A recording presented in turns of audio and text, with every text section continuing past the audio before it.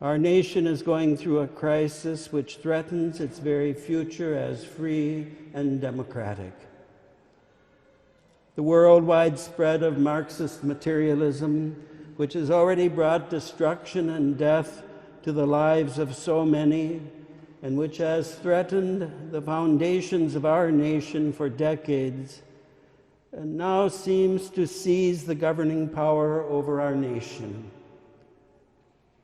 To attain economic gains, we as a nation have permitted ourselves to become dependent upon the Chinese Communist Party, an ideology totally opposed to the Christian foundations upon which families and our nation remain safe and prosper.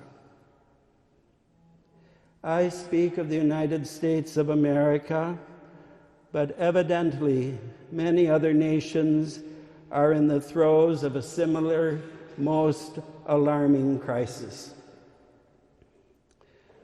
Then there is the mysterious Wuhan virus, about whose nature and prevention the mass media daily give us conflicting information.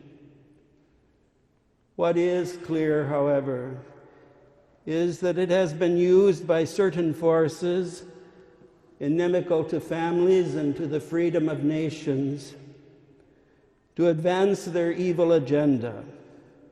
These forces tell us that we are now the subjects of the so-called Great Reset, the new normal, which is dictated to us by their manipulation of citizens and nations through ignorance and fear.